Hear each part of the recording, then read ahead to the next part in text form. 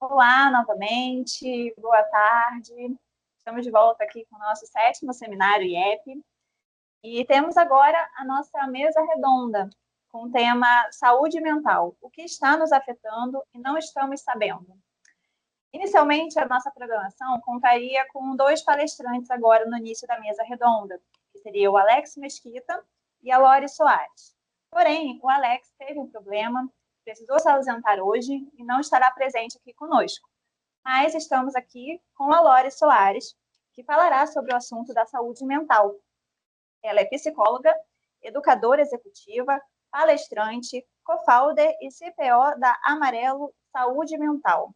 Tem mais de 25 anos de carreira, atuando diretamente na área da psicologia do trabalho, com ênfase na sustentabilidade emocional nas organizações, trabalhando com temáticas com foco em segurança psicológica e gerenciamento do estresse.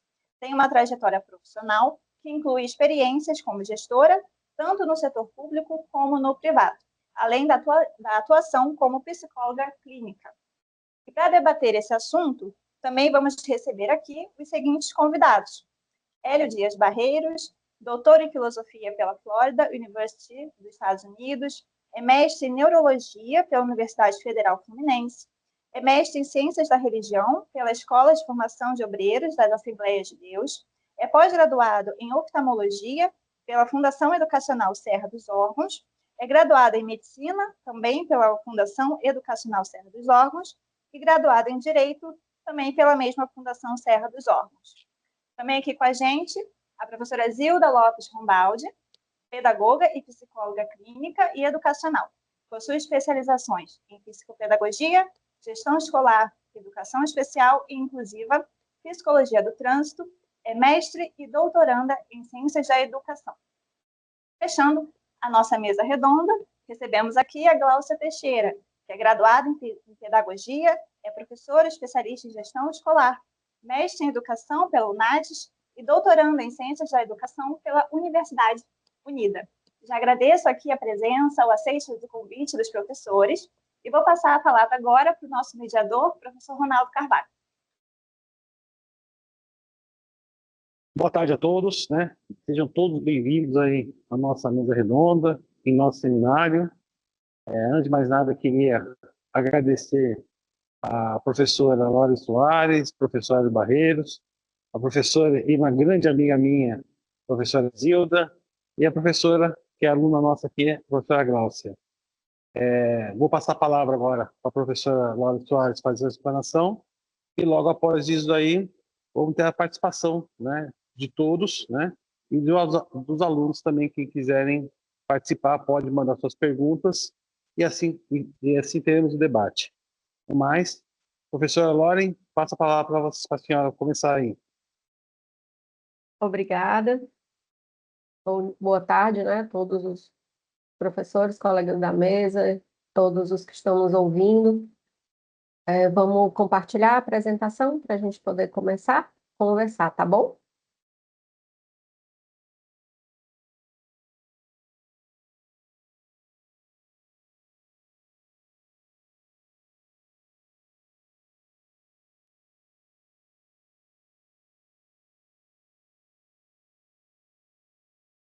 Pronto, chegou, né, para vocês? Então, vamos lá. Vamos conversar essa conversa interessante. O tema que vocês trouxeram está nos afetando e não estamos sabendo. Às vezes, enquanto psicóloga e enquanto alguém que está trabalhando com saúde mental há tantos anos, eu esqueço que algumas coisas não são vistas, né? Não estão tão claras na cabeça das pessoas. Mas aí, ao mesmo tempo, isso me fez refletir um pouco sobre mim, sobre os meus processos e sobre o que eu falo sobre saúde mental, e me fez ver que eu também passei por isso, né? De não conhecer muitas coisas ligadas à saúde mental que eu queria trazer para vocês hoje, né? Há uns 10 anos atrás, mais ou menos, 9 anos atrás, eu tive um burnout, comecei a ter sintomas de burnout muito, muito pesados, foram sintomas muito difíceis, e eu não conseguia identificar como sendo um burnout, né? Para mim, eram sintomas de dores musculares, eu tenho hérnias de disco, então eu achava que estava vinculada às hérnias de disco. Depois eu tive muita sonolência e eu achava que estava vinculado ao remédio que eu estava tomando para melhorar das dores da hérnia de disco. Aí eu comecei a ter enxaqueca. Aí, não, as crises de enxaqueca pioraram, mas não sei por que é. E aí eu comecei a tomar remédios para enxaqueca também. Então eu comecei a esquecer coisas, a não conseguir fazer coisas muito simples que eu fazia no meu trabalho, planilhas que eu estava acostumada a fazer mensalmente, e eu já não tinha mais a mesma destreza em fazer, eu já não conseguia fazer com tanta facilidade, eu esquecia as fórmulas, eu não sabia mais como colocar aquilo ali para frente, e eu achava que tinha a ver com o remédio que eu estava tomando para a enxaqueca, não estava juntando tudo numa coisa só, sabe? Mesmo trabalhando já há muitos anos com saúde mental, mais tarde, ao piorar ainda mais esses sintomas e a procurar ajuda, eu entendi que eu estava com burnout, né? Mas até lá, eu tinha uma série de coisas que estavam me afetando, eu enxergava elas individualmente e eu não conseguia juntar os sintomas em um adoecimento mental mais profundo, que era a base do que eu estava sentindo, né? Um dia, lá no meu local de trabalho, eu coordenava um serviço de saúde mental, a senhora que trabalhava com a gente na área de cozinha, ela olhou para mim e disse assim, Lorena, tem uma coisa muito estranha acontecendo contigo. Lorena, não, tu não tá legal, tem uma coisa muito esquisita, você não é essa que está se mostrando pra gente. E eu não estou entendendo, né? Me explica, fala mais sobre isso, porque eu não estou conseguindo te entender. E como uma boa psicóloga, a gente está muito acostumada a ouvir, né? Então, eu digo, Antônia, me explica mais o que está acontecendo. Ela disse, ó, Lore, você não é uma pessoa grosseira, você não é uma pessoa irritada, você não é uma pessoa difícil. E ultimamente você tem se mostrado com um humor muito variável, se zangando muito fácil, dizendo palavrão, né? Querendo deixar as coisas para lá, não se preocupando com uma série de coisas que era a tua cara, que você se preocupava demais. Você tem uma sonolência o tempo inteiro, você chega com vontade de ir embora, você não é assim. E aí ela começou a falar do monte de coisa que ela estava vendo em mim, além disso tudo, de- de- desse semblante triste, cansado, esgotado, né? E foi aí que eu comecei a me tocar que algo errado estava acontecendo comigo, mas eu ainda não tinha a dimensão do tamanho desse errado, né? Sabia que eu estava com. Antônio, talvez eu esteja aí com um estresse gigante, né? Mas já estava. Eu sempre fiz terapia, né? Eu digo, eu estou na terapia já, eu vou levar para terapia isso, vamos ver no que é que dá. E aí fui piorando, piorando, piorando, e cheguei ao ponto de um dia ter uma ideação suicida muito forte diante de uma reunião e me espantei comigo mesma, porque isso não é algo que conscientemente eu já tenha tido antes, e aí eu fiquei muito, muito espantada mesmo. Naquele momento, me retirei da reunião e fui direto a um consultório de uma psiquiatra que eu já conhecia, que era lá do serviço, inclusive, e ela disse, olha, vamos lá, vamos fazer um estudo aqui dos sintomas, e eu estava com todos os sintomas do burnout, todos, todos, todos, né? E a partir daí eu precisei de um processo de afastamento e tal, muito complexo e longo, tratamento de 2 anos, né? Precisei me afastar completamente do trabalho, pedir demissão, tive que ir me tratar realmente disso, cuidar de tudo isso para poder voltar com saúde mental novamente. Hoje estou bem, vocês estão me vendo aqui, não aconteceu nada, né? Eu não atentei contra a minha vida, apesar de ter pensado nisso naquele momento difícil. E consegui reorganizar tudo isso, né? E passou a ser um propósito da minha vida falar sobre saúde mental, trabalhar com saúde mental e falar também sobre o adoecimento mental, porque muitas vezes ele passa desapercebido. Se ele passou desapercebido por mim, que sou uma profissional de saúde mental, que naquela época já era formada há quase 20 anos, né? Hoje eu já tenho quase 30 de formada, então as coisas vinculadas à saúde mental, elas realmente acontecem com as pessoas e a gente não se apercebe disso, né? As coisas nos afetam e a gente vem a se aperceber quando a gente já está num estágio de adoecimento, às vezes muito grave, né? E eu não queria que as pessoas passassem pelo que eu passei, como eu ainda não quero. Eu gostaria imensamente que as pessoas pudessem entender sobre saúde mental, conhecer quais são os adoecimentos mais comuns, quais são os sintomas mais comuns em saúde mental, o que realmente nos afeta, até onde a gente pode chegar com isso tudo, o que isso significa para a nossa vida cotidiana, né? Eu fui alguém que passou por um adoecimento grave vinculado à saúde mental. O burnout não é uma doença mental, a gente vai falar mais sobre isso um pouquinho mais na frente, mas ele tem sintomas na saúde mental, né?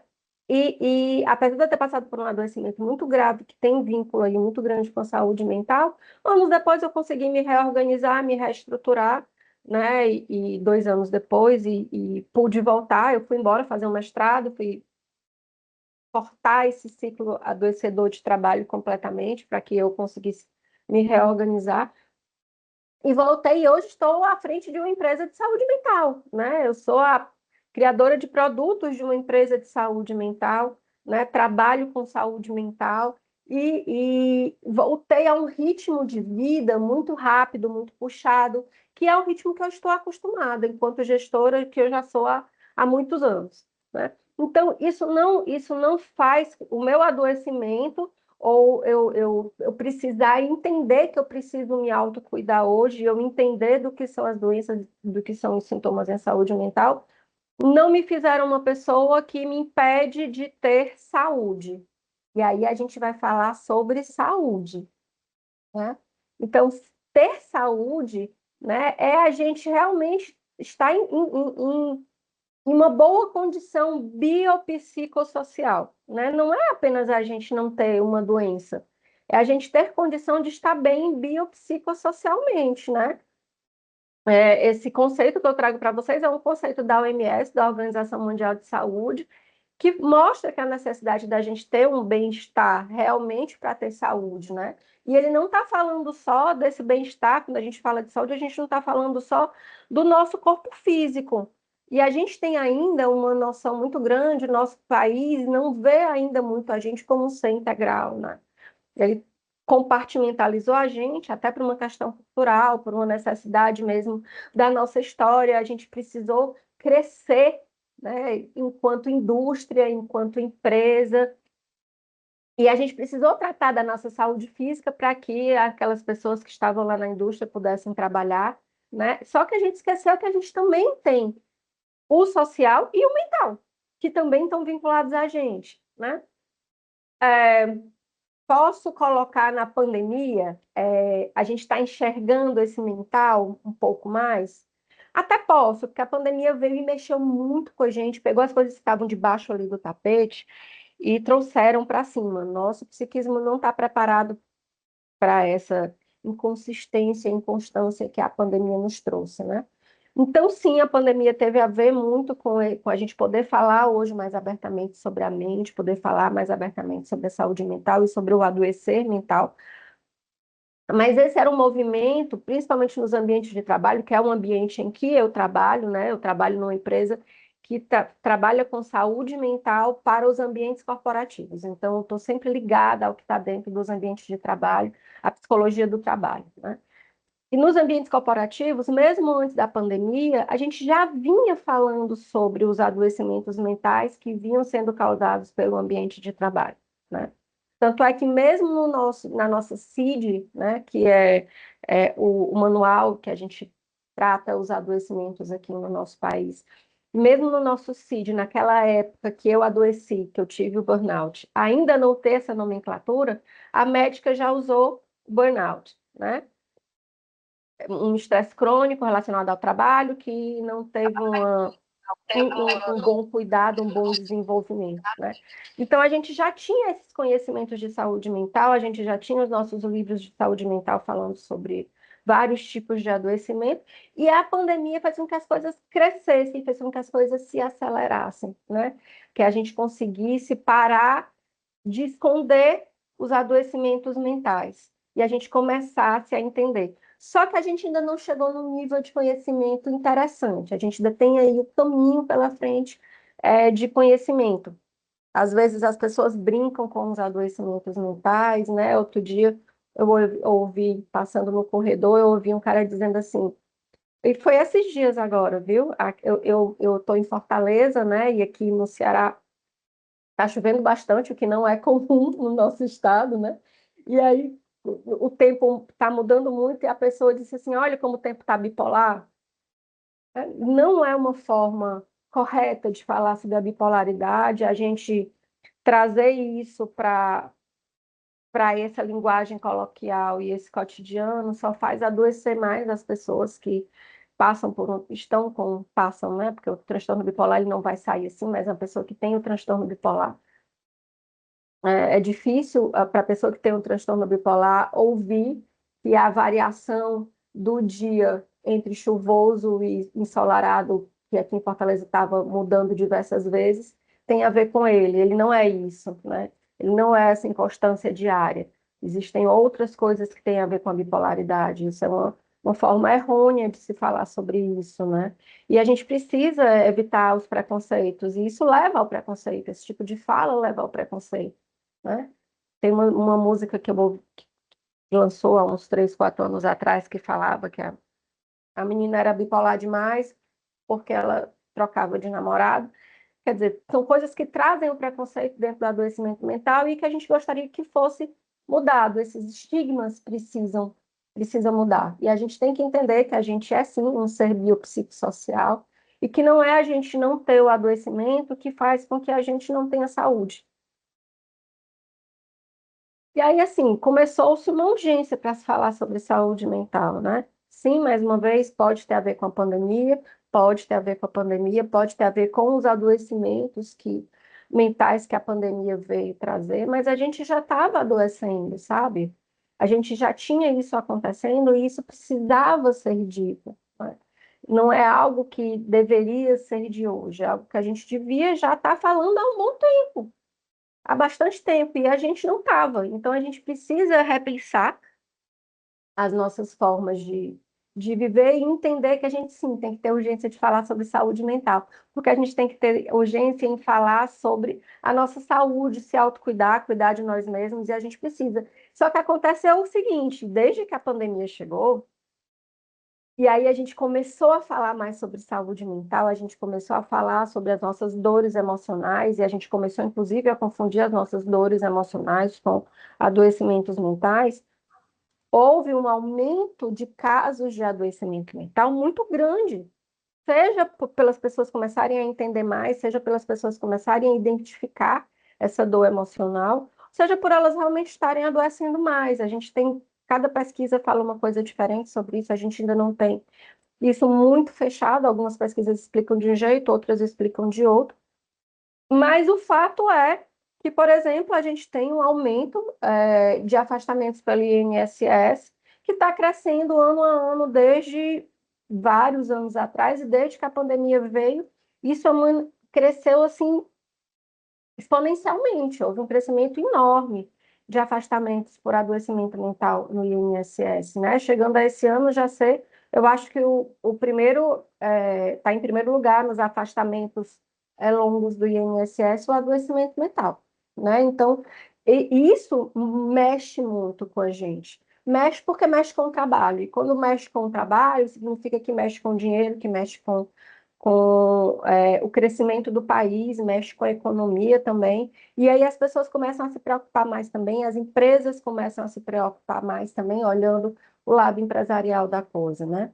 E a gente ficou mais sensível, enquanto pessoas, a gente ficou mais sensível ao que a gente suporta, às nossas dores, ao que é importante para a gente e ao que não é, a partir de todas as dores que vieram com a pandemia. Então, a gente começou a ter outras percepções das nossas emoções, né? E aí sim a gente começa a falar mais sobre a nossa saúde mental, porque não é tudo mais que a gente suporta. Eu enxergo até onde eu posso ir para ficar bem. Eu consigo fazer algumas diferenciações e eu percebo que as pessoas que chegam até mim também já têm algumas visões sobre isso que a gente não tinha antes. O meu filho adolescente já fala sobre saúde mental de forma muito mais tranquila do que acontecia quando eu era adolescente, né? Quando eu tinha a idade dele, a gente nem falava sobre ansiedade, sobre depressão, né? A minha mãe tinha medo da depressão, do suicídio, mas a gente praticamente não falava sobre isso. né? E hoje a turma dele fala abertamente sobre isso. Então a gente começou realmente a falar um pouco mais sobre saúde mental, né? E aí a gente trouxe alguns dados para vocês enxergarem um pouco sobre como é que está a situação no nosso país, né? A gente é o país mais ansioso do mundo, mas a gente é o país mais ansioso do mundo desde 2016. Não é algo que é de agora, mas a gente continua sendo o país mais ansioso do mundo, né? Esse é um dado da OMS, né? A gente é o país mais ansioso do mundo e o quinto mais depressivo do mundo também. Saiu um estudo da OMS de 2023 já falando sobre isso. Ontem me mandaram também um novo estudo de uma empresa americana. Estava tentando pegar aqui de novo no meu WhatsApp e não consegui olhar a tempo o nome da empresa que fez a pesquisa mundialmente também, uma empresa americana, e trouxe os mesmos dados. O país, o Brasil, como sendo o país mais ansioso do mundo e como sendo o quinto mais depressivo do mundo. Então, isso é algo que já vem de bastante tempo para cá, não vem da pandemia, e por isso a gente tem que entender. A gente já era, mas a gente começou a prestar atenção em algumas coisas, a gente começou a falar mais sobre ela. Com a pandemia, sim, ficou mais claro. Mas a gente já era, isso já incomodava e já estava no radar, e a gente já vinha num crescente de falar sobre isso. Só que isso deu a pandemia deu uma rapidez nisso tudo. Está entre o segundo caso de burnout, ser o segundo país de mais casos de burnout, esses nossos rankings são excelentes, né? Mas, enfim, não é da fonte não é a Organização Mundial de Saúde, a fonte é a ISMA, que é a associação internacional que fala sobre estresse, né, no mundo. E aí, na pesquisa da ISMA, a gente ficou no segundo caso, no segundo lugar em casos de burnout no mundo, né? Por que ela é uma organização que estuda o estresse? Por que o burnout, né? Porque a característica principal do burnout é esse estresse não cuidado, né? Esse estresse crônico que não conseguiu uma melhora, mesmo passando por todo o processo de cuidado do estresse, né? Esse estresse agudo, doloroso, né? E que traz muitas sintomatologias. Ele faz parte do diagnóstico do burnout, né? Então, a ISMA se interessa muito pelo estudo do burnout, tá bom? Ele é um adoecimento do trabalho, não é um adoecimento mental, mas os sintomas dele são sintomas mentais. Então, eu precisava que vocês entendessem a situação que o nosso país vive hoje, né? O quanto nós estamos adoecidos e o quanto esse adoecimento não é de agora, para que vocês entendam que a gente realmente precisa falar sobre saúde mental, porque se a gente conhecer sobre a nossa saúde mental, se a gente conhecer sobre os nossos adoecimentos mentais também, por outro lado, vai ficar mais fácil a gente se cuidar antes de uma cronificação, a gente mudar a nossa forma de pensar, a gente conseguir entender até onde pode ir, quais são os nossos limites, como a gente faz para se cuidar, para se autocuidar, porque isso é algo que vai vir da gente, e aí a gente não adoecer tanto, tá bom?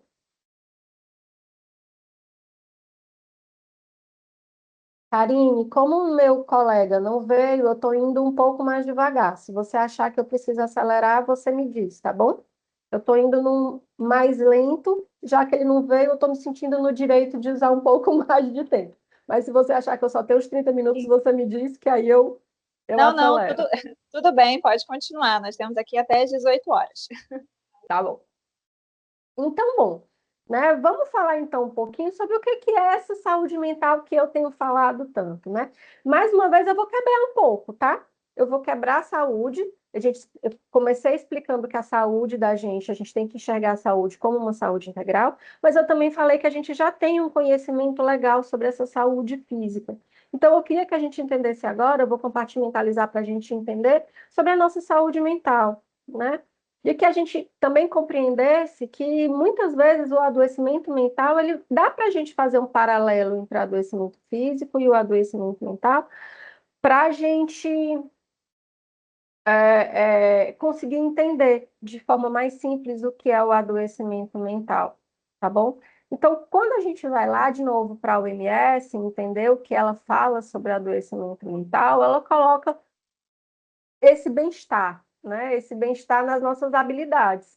E aí, assim, quando ela fala desse bem-estar, você percebe que ela fala de algo muito mais amplo do que ela fala do que só a nossa cabeça, né? Você conseguir lidar com os estresses da sua vida, né? Você conseguir trabalhar de forma produtiva, você conseguir estar apto a contribuições à sua comunidade, a você conseguir desenvolver as suas habilidades pessoais. Então, você consegue compreender que a Organização Mundial de Saúde, como ela enxerga o homem como um homem biopsicossocial, a saúde mental ela vai envolver o nosso biopsicossocial.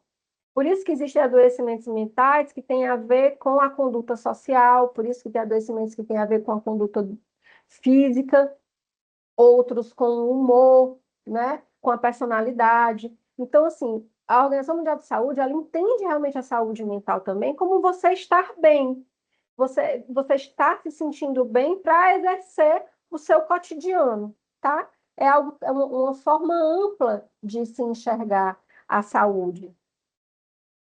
E aí, isso é diferente de um transtorno mental. E eu queria que a gente entendesse um pouco mais sobre isso, né? Quando a gente fala de transtorno mental, a gente está falando de um adoecimento que foi diagnosticado, que passou, que para ser diagnosticado ele tem que ter passado ali por um especialista na saúde, né? Para que ele dê esse, esse diagnóstico desse adoecimento. O que não foi diagnosticado por esse médico, às vezes, por esse especialista, às vezes pode ser um incômodo emocional, uma dor emocional. Vou dar exemplos, tá? Tristeza, melancolia são emoções que a gente pode sentir, que está tudo bem sentir, que às vezes elas estão um pouco mais elevadas e isso pode nos assustar, né? Por uma perda, por exemplo, e aí a gente está vivendo um momento de luto, e esse luto traz uma dor, traz um adoecimento, no sentido dessa dor emocional, mas isso não precisa ser diagnosticado, por exemplo, como uma depressão. Isso é um processo que a gente vem vivenciando de luto, que é normal. A gente ter emoções é normal. A gente ficar alegre, ficar feliz, ficar triste, ficar entediado, tudo isso é normal, faz parte do nosso cotidiano de vida, né? O nosso cérebro funciona para que isso aconteça de forma tranquila, ok, né? A gente ter momentos de extrema felicidade, porque a gente vivenciou coisas que nos trouxeram essa extrema felicidade, é normal. A gente vivenciar momentos de tristeza, porque a gente teve algo que nos trouxe aquele momento de tristeza, também é normal. O que não é normal é como quando há uma frequência e uma intensidade muito grande, que a gente não consegue sair daquele ciclo de dor emocional. E aí, quando isso chega a realmente uma frequência e uma intensidade grande, que a gente não consegue fugir disso, aí a gente pode começar a pensar num adoecimento. Mas aí a gente vai precisar de um especialista para estar junto da gente e entender junto com a gente como é que a gente vai cuidar disso. Então, esse é o adoecer emocional quando a gente tem algo que a gente está passando que está vinculado às nossas emoções, que ele é muito maior do que a gente pode lidar e que isso tem uma frequência e uma intensidade muito grande, tá? Então, eu passei por um processo de luto, por exemplo, e eu estou mais triste, melancólico durante uma semana, 2 semanas, 3 semanas, um mês, está tudo bem, né? Agora, se eu não consigo sair desse ciclo de dor, de choro, de desespero pela morte daquele ente querido, eu não consigo mais ter as minhas habilidades pessoais sendo feitas do mesmo jeito, eu não tenho mais condição de estar no meu ambiente de trabalho, eu não consigo mais viver socialmente, eu me afasto de todo mundo porque eu não dou conta disso, tem algo a mais acontecendo aí, tem um adoecimento mental vindo se instalar. E se eu não cuidar, ele pode sim se instalar de verdade. E aí eu passar a ter um transtorno mental, que é um adoecimento mental mesmo, né? E antes da gente ter esse adoecimento mental, se a gente consegue começar a enxergar as nossas emoções, aonde elas estão desreguladas, e isso pode levar a um adoecimento, fica mais fácil a gente procurar ajuda antes de chegar a uma cronificação ou a um adoecimento mental, mesmo que episódico mais grave, né? Então, a gente precisa entender um pouco disso. Eu trouxe o estresse, a ansiedade, a depressão e o TEPT para cá, para a gente conversar um pouquinho hoje, só porque eles realmente, como vocês viram lá atrás, são os adoecimentos mentais mais comuns no nosso país, mas existem uma gama de outros adoecimentos mentais. O nosso compêndio de psiquiatria, ele é bem grossinho assim, se a gente pegar o compêndio americano, ele ainda é mais grossinho assim, então a gente tem uma quantidade grande de adoecimentos mentais aí, mas esses são os mais comuns, né? O estresse, a ansiedade e a depressão. São os três mais comuns, realmente, são os três que mais trazem adoecimentos. No caso da depressão, ele é o que mais traz afastamentos a longo prazo dos seus locais de trabalho, dos seus locais de estudo, né? Ele é o que precisa, que às vezes a pessoa precisa mais tempo para se reorganizar, desses três, mas os outros dois, eles incomodam também muito a quem tem esse adoecimento, né? E quando a gente vai falar do TEPT, ele é o transtorno do estresse pós-traumático, ele também está vinculado lá ao estresse, mas ele é causado por algo que aconteceu e que me fez ter esse adoecimento, né? Algum episódio de violência, episódio de assalto, um acidente, uma coisa que eu não esperava que pode ter acontecido comigo ou com pessoas muito próximas a mim, e que me causou uma reação emocional muito forte que eu não consegui mais sair dela. E aí traz esse adoecimento que aí eu tenho que cuidar dele também, e ele tem sido muito comum num país violento como o nosso, num país com tantas desigualdades como o nosso, um país que tem tantos tipos de violência como o nosso, né? Então, assim, o assédio, por exemplo, ele pode gerar um TEPT, né? Tanto o assédio moral como o assédio sexual, eles podem levar a um TEPT. Pessoas violentadas sexualmente ou fisicamente ou intelectualmente podem ter TEPT. Então, esse tipo de adoecimento, ele também acaba sendo no nosso país bem comum e precisa ser cuidado também, ok? Bom, e aí, assim, a gente já está chegando no final do que eu vim conversar com vocês e eu queria que vocês entendessem um pouco sobre autocuidado, né? Sobre o quanto a gente precisa ser proativo no autocuidado. Quando a gente tem o autocuidado como sendo um direito nosso, quando a gente entende isso, né? Esse reconhecimento do autocuidado como sendo um direito nosso, a gente entende que a gente tem que ter uma postura ativa diante do cuidado com nós mesmos, que eu não posso esperar que esse cuidado venha das outras pessoas, seja da minha universidade, seja do meu local de trabalho, seja dos meus familiares, do meu pai, da minha mãe, do meu parceiro, da minha parceira, né? O autocuidado tem que vir de mim mesma, né? E o autocuidado, ele está em uma gama enorme de prismas. Quando eu falo em autocuidado, eu estou falando do meu autocuidado do meu corpo físico, de eu ter um cuidado de ir ao médico, tomar os remédios só quando for necessário e quando for passado por alguém. Eu cuidar do meu corpo, eu tomar banho, eu me lavar, eu me cuidar enquanto pessoa física que eu sou. Eu entender que eu tenho que me alimentar bem, eu entender que eu tenho que dormir bem, porque isso vai mexer tanto com o meu cuidado físico, como o meu autocuidado mental, como o meu autocuidado relacional, porque eu preciso cuidar das minhas relações, de mim com as pessoas mais próximas a mim, com os meus amigos, com os meus colegas de trabalho, com os meus colegas de estudo, com as pessoas que me cercam da minha comunidade, do meu espírito. A gente tem que entender que existe uma espiritualidade importante que a gente precisa cuidar também, que é nossa, não diz respeito especificamente a religiões específicas, mas a gente entender que a gente tem propósitos, que a gente tem coisas em que a gente acredita, um universo a ser acreditado, um planeta a ser cuidado, né? Além da religiosidade em si, né? Que nos ajuda bastante, mas isso tem que vir de mim, eu tenho que ser proativo nisso tudo, né?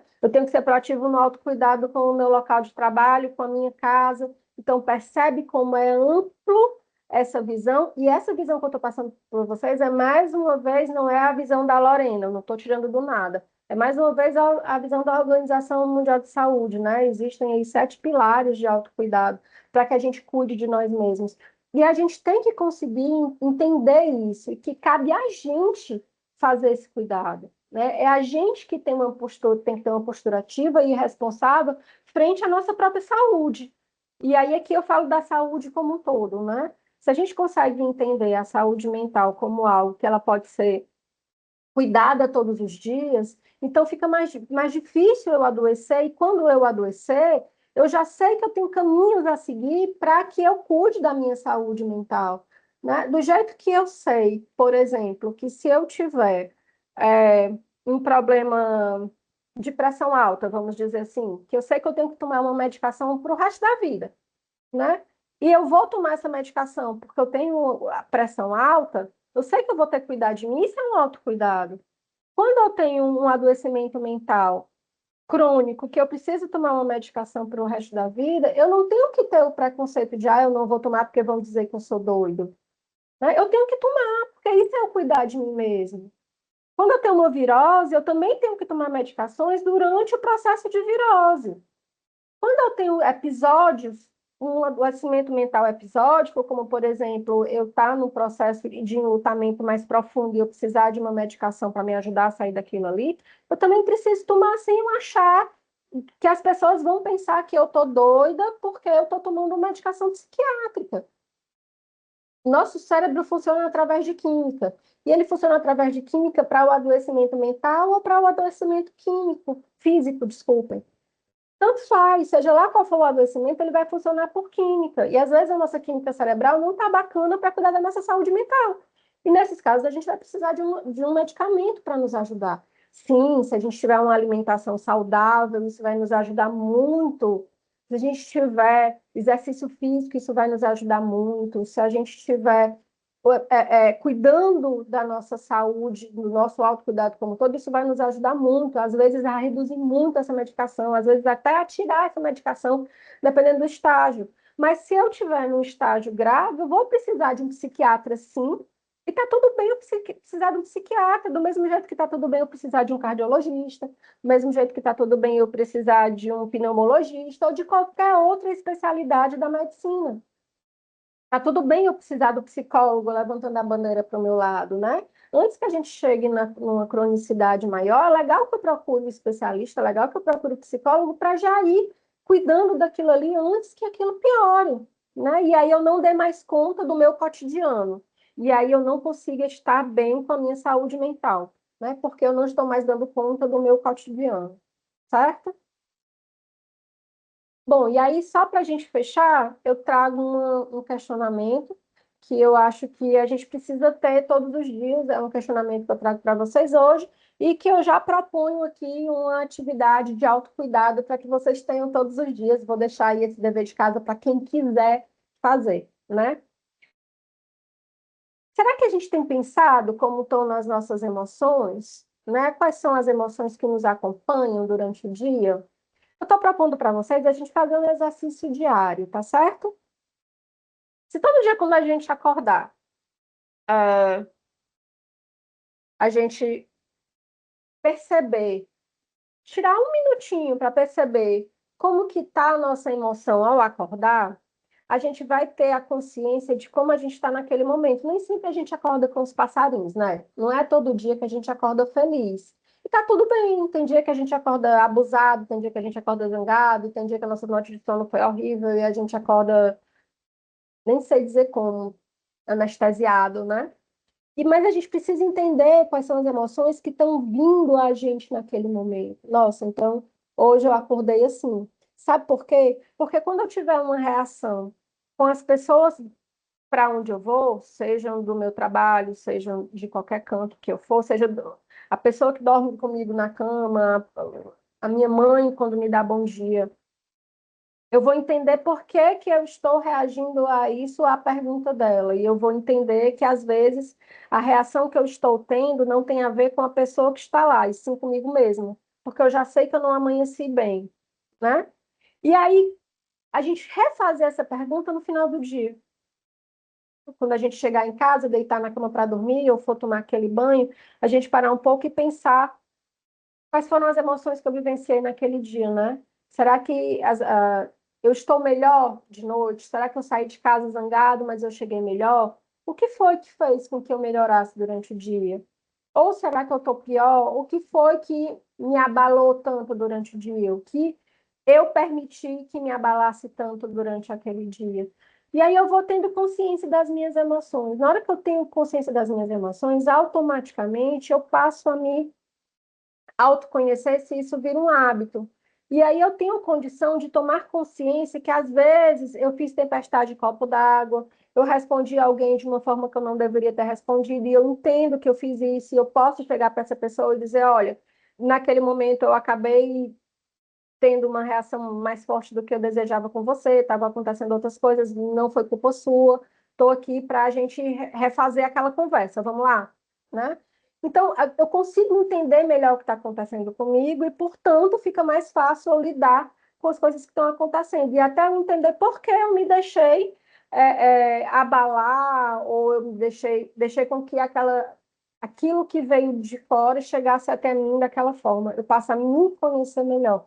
Então, isso vai acontecendo naturalmente, eu não preciso de muita coisa, eu só preciso de mim mesmo e de eu conseguir parar 2, 3 minutinhos todo dia, de manhã e de noite, para pensar em como eu estou fazendo isso, como eu estou amanhecendo, como eu estou saindo da cama, indo para a vida, voltando da vida para a cama. Né? Então, essa é uma forma, uma técnica, uma forma da gente conseguir pensar um pouco mais sobre isso, tá bom? E aí, é só agradecer a vocês por terem essa paciência de me ouvir aí durante 40 minutos e dizer que a gente vai abrir o debate agora. Eu vou parar de compartilhar a tela, tá bom? Professor Lourdes Soares, está me escutando? Está me ouvindo? Sim, eu tô. Queria agradecer pelas suas palavras, seus 40 minutos aí, né? E como você disse, vamos começar aí o nosso debate.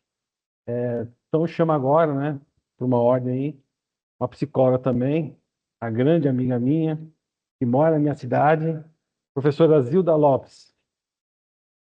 Tá aí? Professora?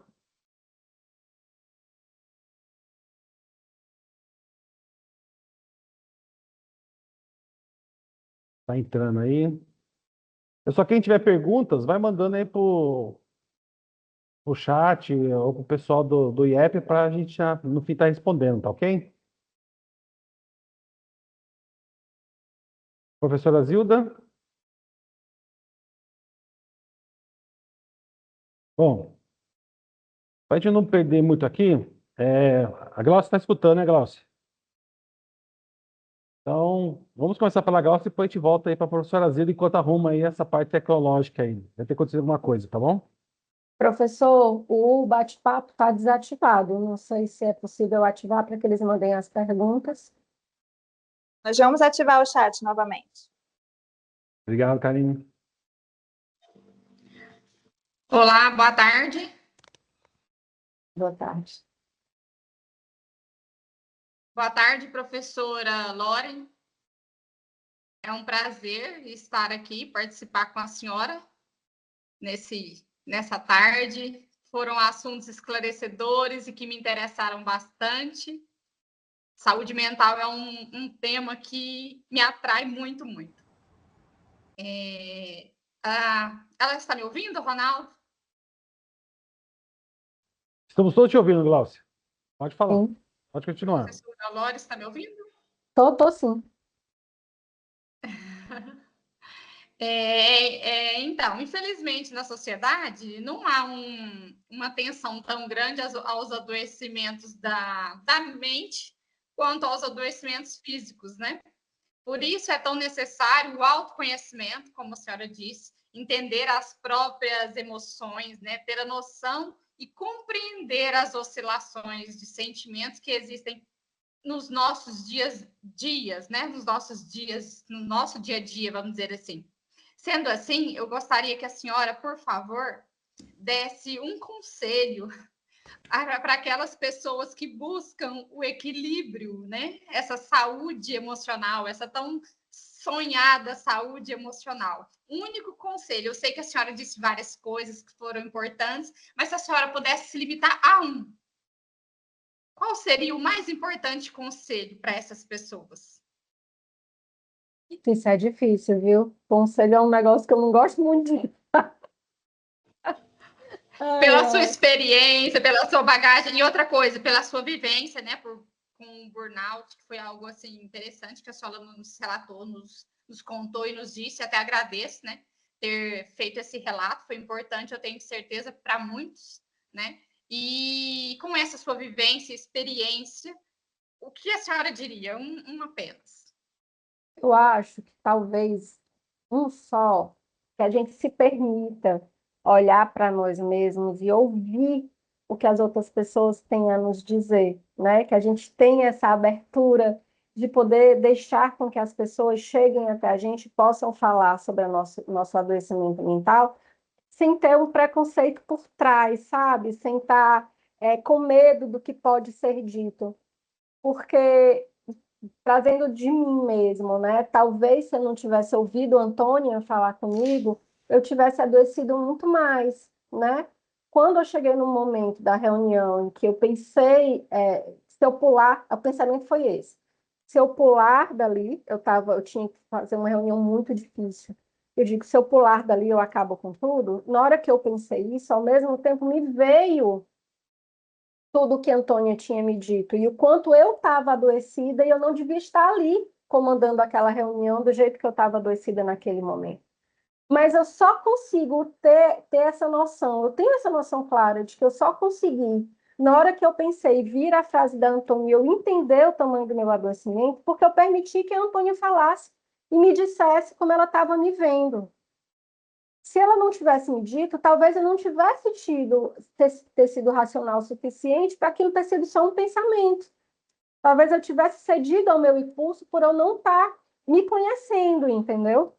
Então, assim, a gente permitir que o outro fale, a gente receba isso e consiga trabalhar em cima do que a gente está recebendo, eu acho que é a primeira coisa. Porque talvez eu consiga entender todo o resto, né? Se alguém vem me dizer que eu não tô me alimentando direito, eu posso pensar sobre isso, que eu não estou dormindo direito, eu posso pensar sobre isso, que eu não estou fazendo exercícios e que está me fazendo mal, eu posso pensar sobre isso. Se alguém me disser de sintomas que eu tenho, eu vou poder parar e pensar sobre isso. Então, para mim, a primeira coisa é eu entender que eu sou uma pessoa e que o outro pode chegar até mim e eu tenho que olhar para mim mesma e permitir que o outro possa chegar até mim. Eu acho que isso é o mais importante. Se o conselho é único, é esse. Viu só? Eu sabia que a senhora tinha essa precisão e essa capacidade de dar um conselho tão bom como foi esse. A senhora me surpreendeu em parte, porque ele foi melhor do que eu esperava. Então, dando continuidade nisso que a senhora disse, Carl Rogers enfatiza a empatia, a aceitação, a autenticidade como elementos fundamentais na promoção da saúde mental. Ou seja, não devemos deixar as comparações, o efeito que o outro promove nos nossos sentimentos, afetar tanto a nossa saúde. Existe aquele chamado superego também, né, falado por Freud, que vem muito coincidir com essa fala da senhora. Principalmente no mundo em que as redes sociais dominam tanto, né? Existem vidas perfeitas, posicionamentos perfeitos lá, que não são sempre a realidade. E as pessoas, às vezes, se massacram com esse sentimento de competição, querendo mesmo essa competição com o próximo. E isso afeta muito, muito os sentimentos, né, que nós temos em relação ao mundo. Se a senhora pudesse falar um pouquinho sobre essas expectativas e realidades de vida real e sociedade, e redes sociais, na verdade. O que a senhora falaria para nós sobre isso? Para que esses sentimentos não se confundam tanto entre quem nós somos e quem nós desejamos ser por conta de um suposto real. Esse é um tema bem complexo, eu acho que dava outro momento aí dos 40 minutos só falando sobre isso, né? Porque as redes sociais têm nos afetado muito, eu acho que a gente nem tem nem entende o tamanho do tanto que tem nos afetado. A gente já tem, inclusive, estudado novas denominações de adoecimentos mentais aí trazidos justamente por essas distorções, esse mundo virtual, né, que tem trazido para a gente e a gente tem ficado preso, né? É complicado porque é muita coisa para falar, mas tem um ponto que para mim é muito claro que a gente precisa que as pessoas compreendam, né? Quando a gente faz eu vou fazer uma comparação com antigamente, porque eu sou do século passado, né? Então eu consigo fazer uma comparação quando a gente tinha os álbuns de fotografia do passado, né? Quando a gente tinha os álbuns de fotografia do passado, a gente não batia foto das coisas não legais. A gente batia foto daquilo que a gente queria que ficasse marcado, né? E eram poucas fotos, porque era caro, né? A gente não saía batendo foto como a gente bate hoje, de tudo e filmando tudo, né? E a gente só mostrava, só colocava ali no álbum as melhores fotos. De todo mundo rindo nos aniversários, da gente fazendo pose, né? De se achando linda, enfim, das outras pessoas que a gente queria guardar com a gente nas nossas lembranças.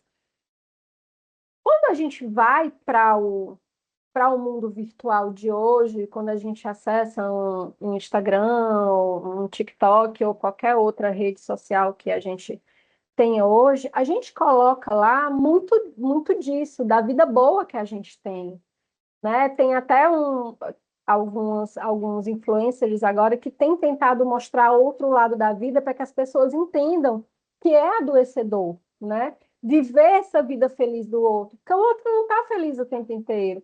As nossas emoções, elas não são vistas pela foto ou pela filmagem, né? Elas estão acontecendo ali, todas as nossas dores, tudo que a gente vivencia, ela está por trás e a gente só percebe quando o outro fala sobre ela. Né? Quando chega um desses influencers e fala, olha, eu não estou bem, tá acontecendo isso, aquilo na minha vida, eu consigo enxergar que essa pessoa é de carne e osso e que ela sofre tanto quanto eu, mas até lá, o que ela mostra na tela é o que a gente mostrava antes no nosso álbum de fotografia, só que agora a gente tem acesso todo dia, toda hora. Né? A gente está lá rolando o feed várias vezes por dia. Né? Então, isso é muito complicado, porque a gente sempre acha que a vida do outro é melhor do que a nossa. Não é. O outro, seja lá quem ele for, seja lá de que classe social ele for, de que cor, de que religião, tem tantas dores como as nossas, só muda. Só são as dele, não são as minhas, né? Mas a gente não enxerga. O que a gente quer enxergar é a vida perfeita. Esse ideal, eu querer uma Na vida rede social ideal. não existe depressão, né, professora? Na Não. rede social não existe ansiedade.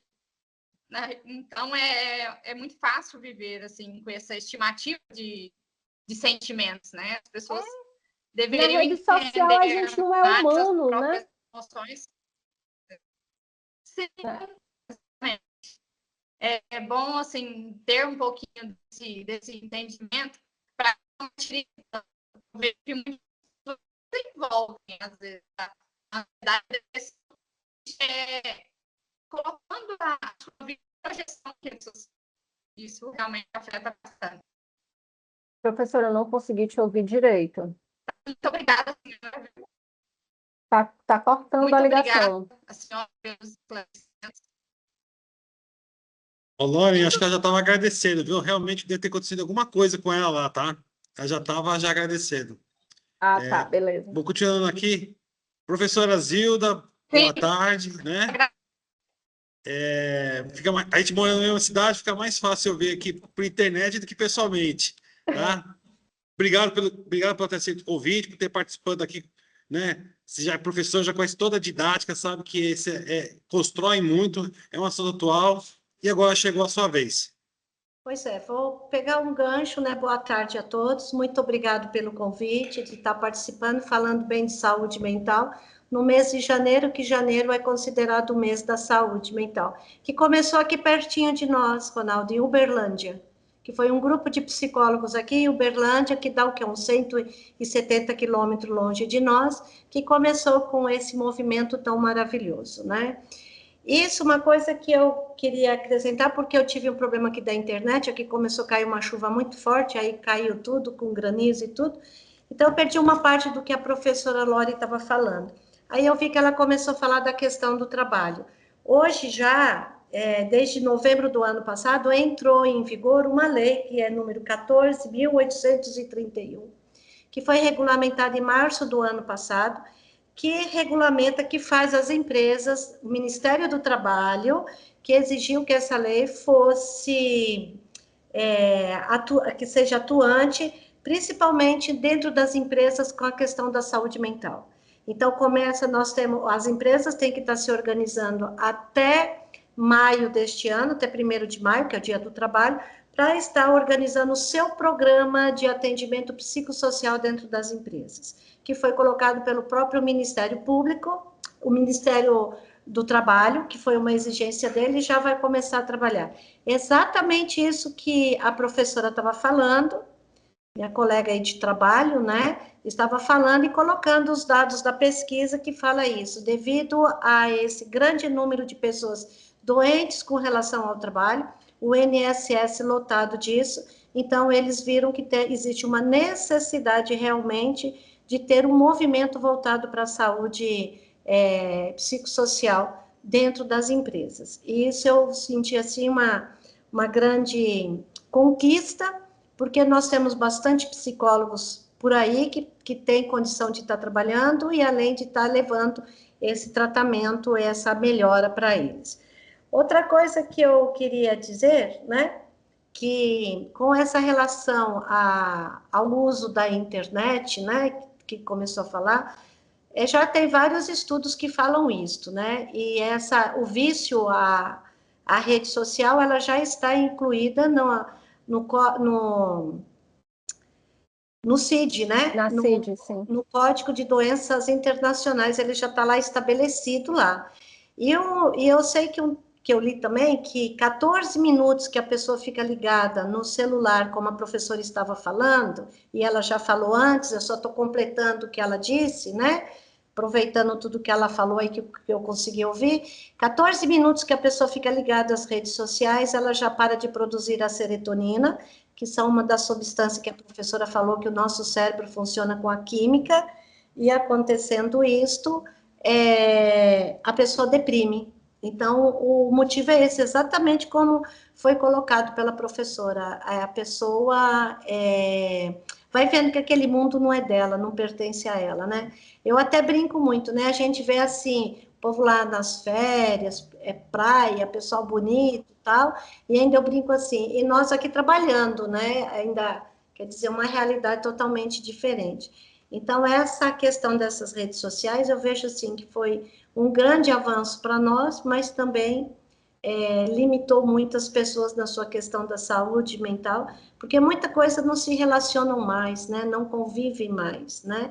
E como a professora falou, a partir da pandemia, isso foi mais assim, voltou mais para esses cuidados, porque começaram a observar o quanto que nós, vamos falar nós, né, que todos nós somos humanos, estamos aqui, estamos doentes emocionalmente, né?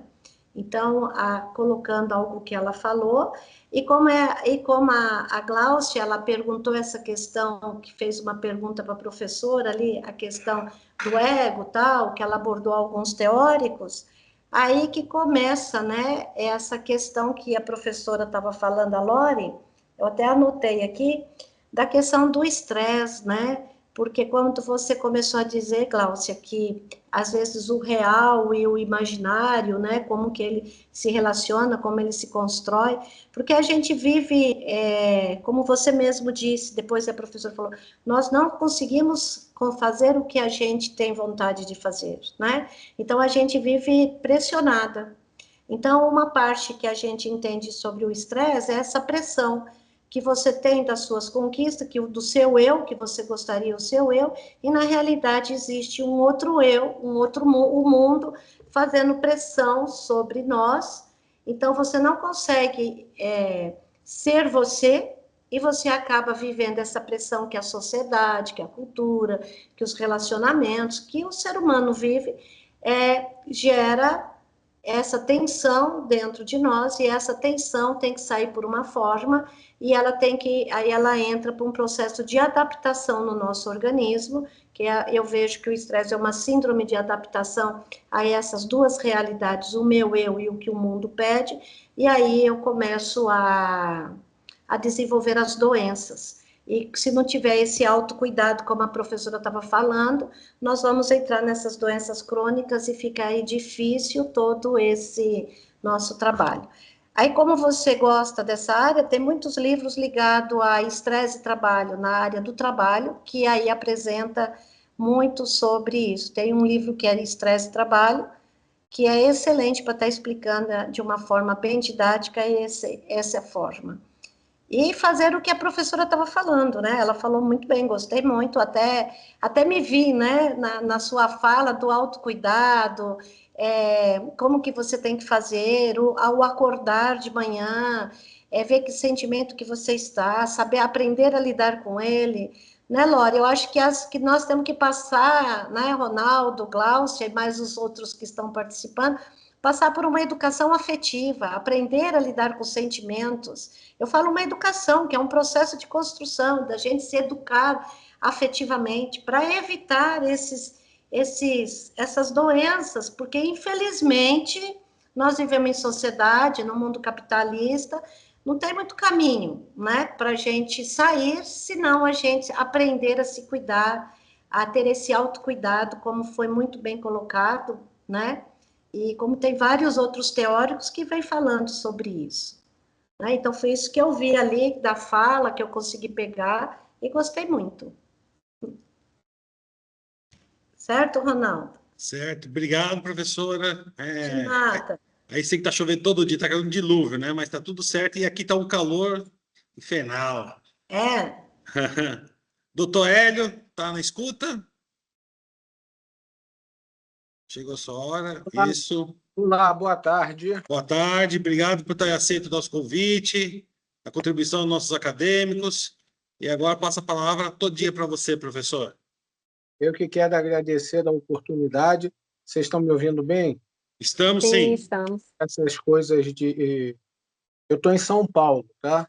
Então pode ter alguma coisa de comunicação, né? De sinal. Pode, a qualquer momento, sinalizar que o sinal está ruim. Eu quero agradecer a oportunidade, quero agradecer o convite. Especialmente, estou vendo uma turma bonita aqui na minha tela, me sinto até meio deslocado de estar no meio de tanta mulher bonita aqui. Só não esquece de mim também, professor. Pô. Não, você é muito feio, por favor. Brincadeira, tá? É só para tentar quebrar o gelo, eu também sou. Vamos lá, por onde a gente começa?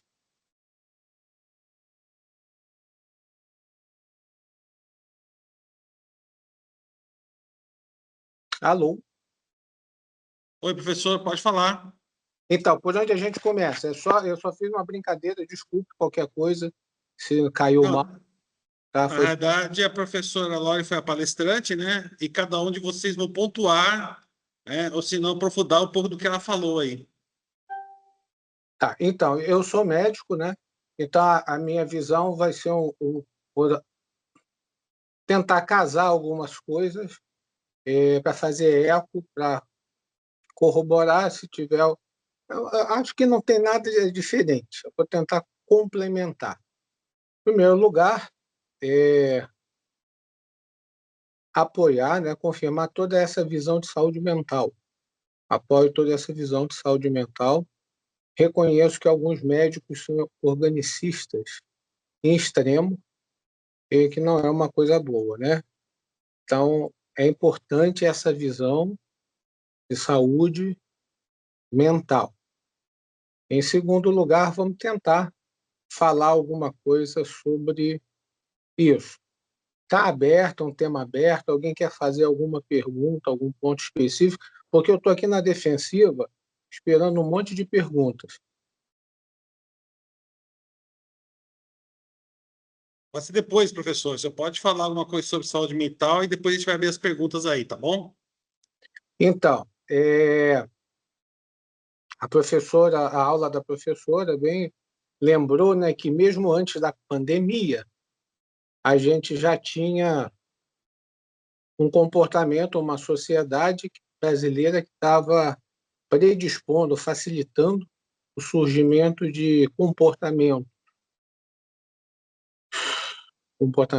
eu não sei exatamente os melhores adjetivos, mas comportamentos patológicos ou transtornos mesmo patológicos.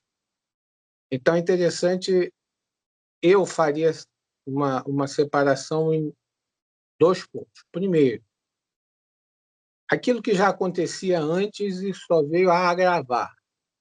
Segundo, alguma coisa nova que começou a surgir a partir da pandemia. Em qualquer uma dessas 2 situações, a gente vê um crescimento, infelizmente, né, horrível de perturbações na saúde mental e no comportamento. Eu penso que uma coisa triste já é os problemas que afetam a própria pessoa, afetam assim. Mas uma outra coisa também muito triste é quando o meu comportamento afeta outras pessoas. A gente tem que ver se, por exemplo, né, houve um aumento de consumo de substâncias, tem os transtornos de consumo de substâncias, aumento de consumo de álcool, aumento de consumo de drogas ilícitas. E com tudo isso, sempre outras pessoas acabam sendo afetadas também pelos problemas que são consequência disso. Então, acho que seria interessante a gente separar esses 2 pontos. Saúde mental é importante, muitas pessoas não dão devido valor. Penso que nas cidades onde as culturas e as sociedades são menos elaboradas, são mais simples, é uma tendência a serem sociedades conservadoras. A saúde mental ainda não ganhou um bom espaço, ainda não é bem valorizada, deveria ser bem valorizada nas cidades menores, nas culturas menores, diferente do que a gente vê nas cidades maiores. E a gente vai caminhando, né, vamos falando, até o ponto que a professora também comentou sobre medicação, tentar chegar lá. E vamos que vamos, né? Somos o país mais ansioso do mundo. Ouviu falar que era o primeiro lugar, depois ouviu falar que era o segundo, ganhamos o primeiro lugar de novo, depressão, enfim. Infelizmente, esse pódio, eu gostaria de não estar nele, mas, por favor, alguém fale alguma coisa.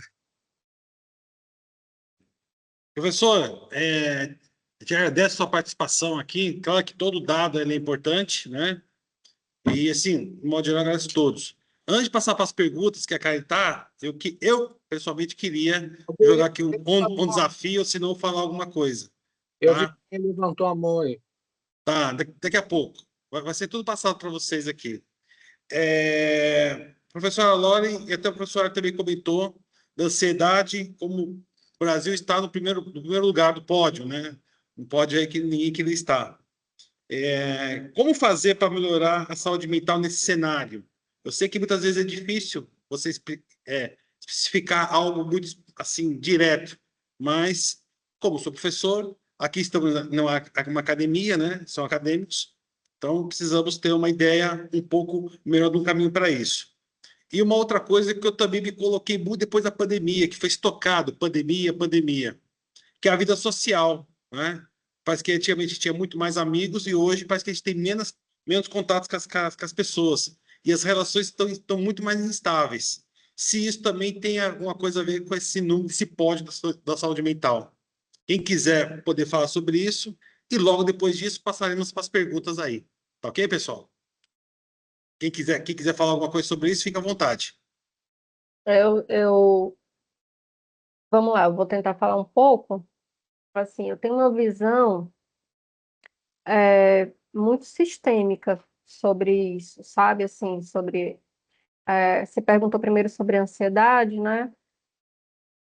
eu não acho que é uma ação, não é algo uma coisa que a gente vai fazer que vai mudar isso, né? Eu acho que tem muito a ver com o estilo de vida que nós temos, né?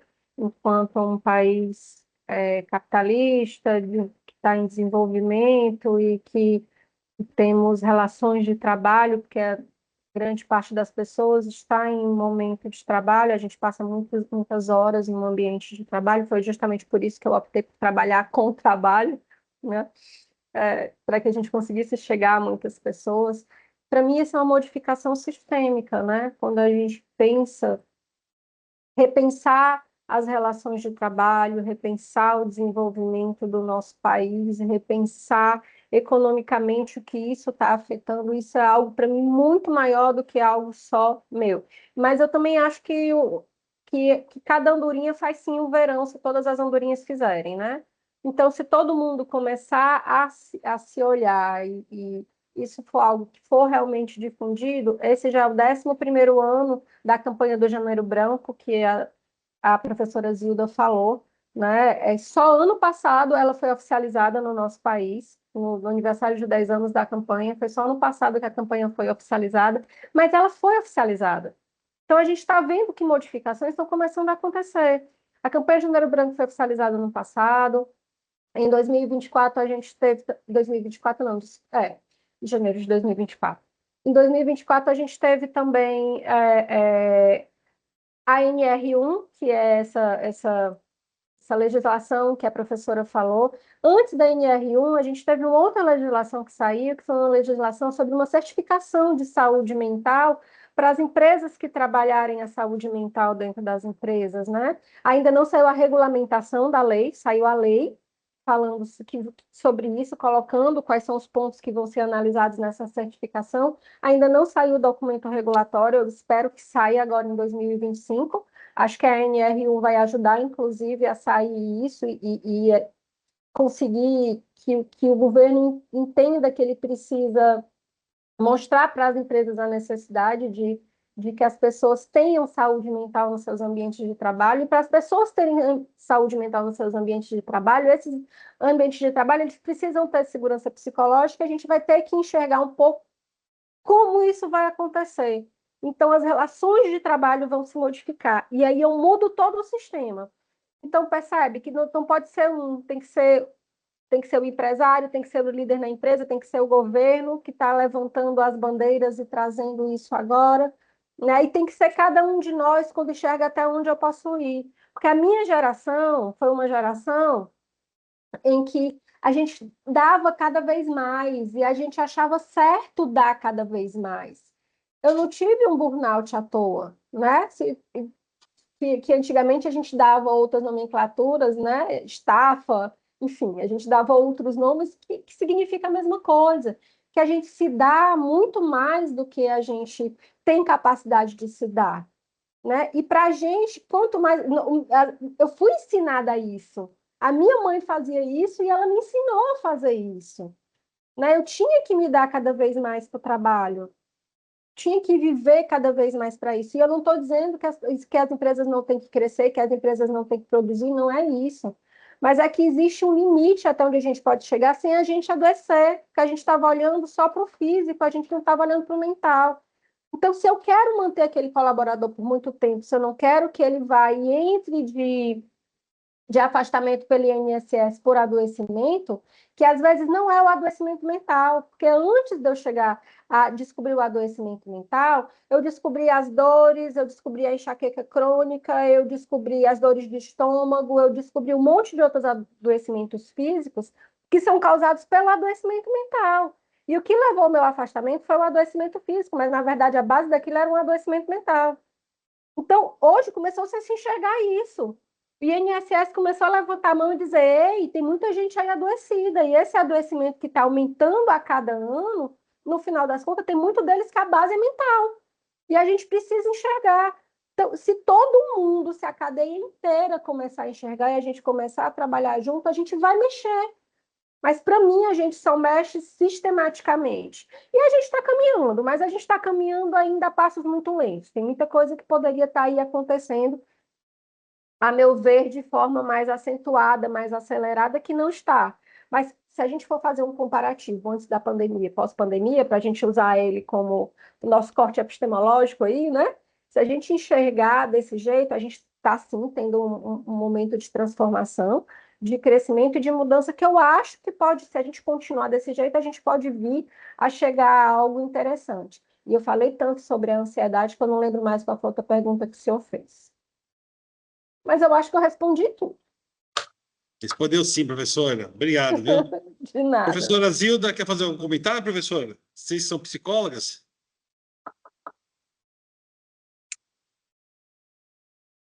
Bom, professor Hélio, pode falar.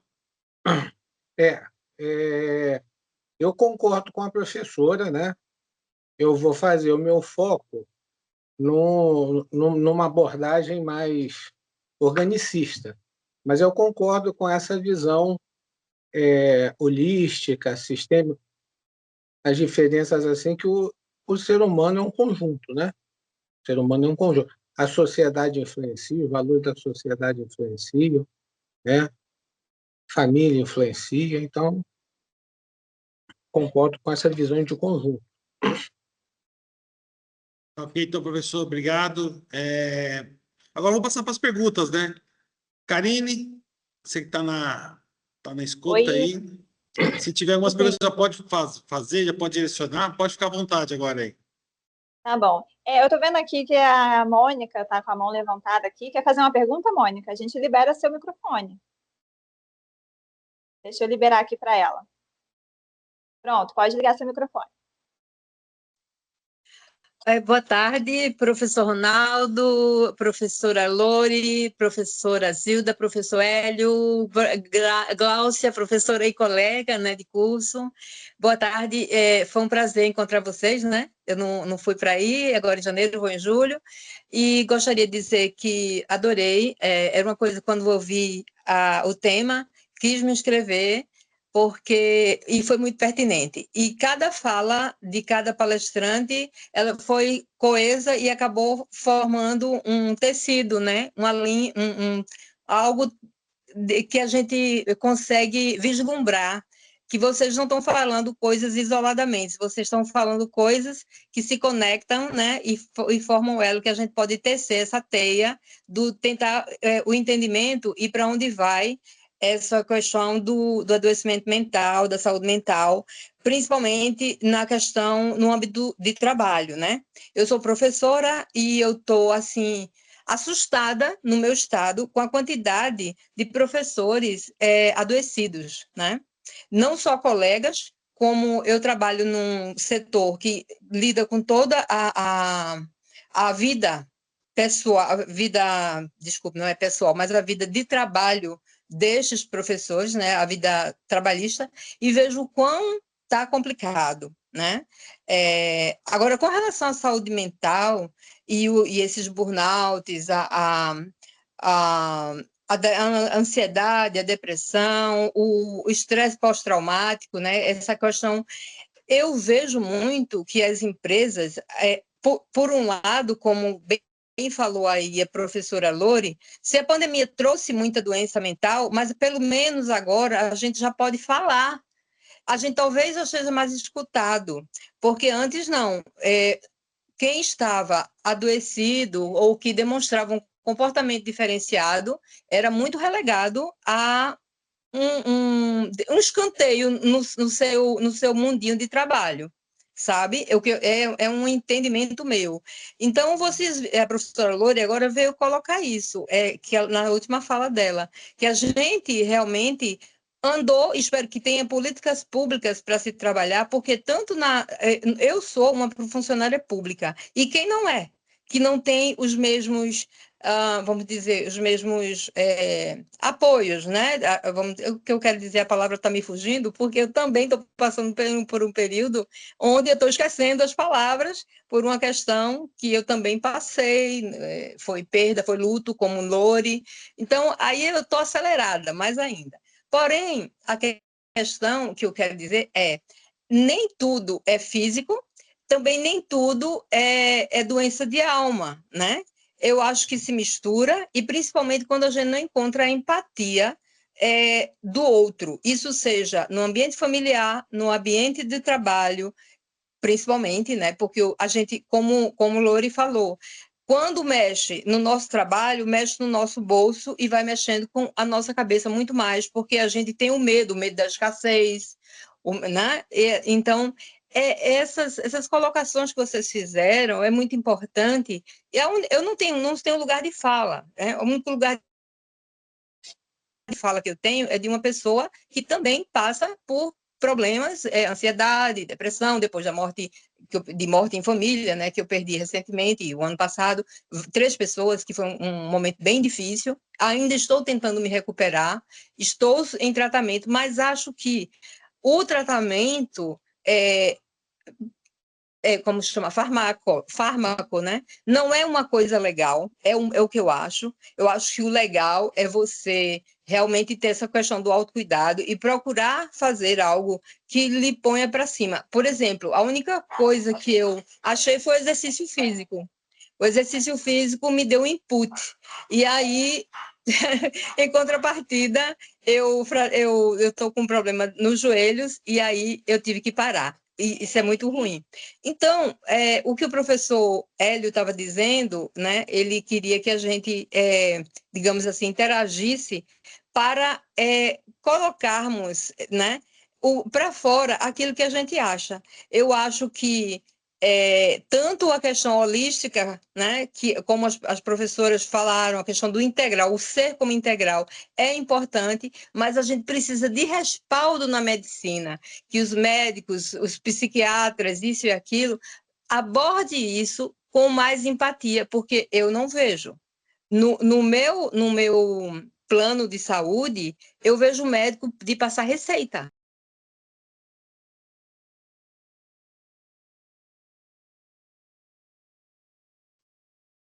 Ela caiu? Bom, Karine, acho que aconteceu alguma coisa, ela caiu. Oi, eu Faça acho as que ela perguntas. caiu. Não Eu fui acho eu, que ela não, caiu. tá? Não fui eu, não. Ela Não, estava não. falando mal Bom, dos vamos, médicos, aí caiu o som, mas não fui eu, não. Fica vamos, tranquilo, vamos professor. continuar aqui, porque tem perguntas aqui no chat, inclusive direcionado aqui para o doutor Hélio. Né? O Adilson pergunta assim, quais são os sinais físicos de problemas de saúde mental? Ou então respondesse como os problemas de saúde mental influenciam no nosso sistema imunológico. A pergunta está aqui no nosso chat. O Adilson. Vamos lá. Primeiro, sinais físicos. A gente conhece 2 tipos de sinais, 2 grupos. Vou tentar colocar isso em grupo. O primeiro grupo é uma coisa que a gente chama de psicossomática. A psicossomática é quando a doença começa na mente e termina no corpo. A pessoa, por exemplo, tem uma úlcera no estômago, no duodeno, por causa de muito estresse, muita ansiedade. Então, entre esses sinais existe úlcera, o aparelho digestivo tem uma ligação rápida com o cérebro. Então, muitos estados emocionais afetam o aparelho digestivo, tem problemas no intestino grosso, síndrome do intestino irritável, coisas assim. Então, realmente, o paciente não está imaginando, não está criando, não é abstrato, tá? Tem uma úlcera ali, o intestino está inflamado, se você tirar um pedacinho do intestino, vai ver sinais inflamatórios no intestino. É físico, é orgânico. Mas começou lá com excesso de ansiedade, de preocupação. Aí tem hipertensão arterial, pressão sobe, né? Tem doenças do coração, angina, insuficiência coronariana, porque as veias ficam apertadas, as artérias ficam apertadas, os vasos, passa menos sangue. Isso também é físico, né? mas começou lá no mental. A gente chama de psicossomático.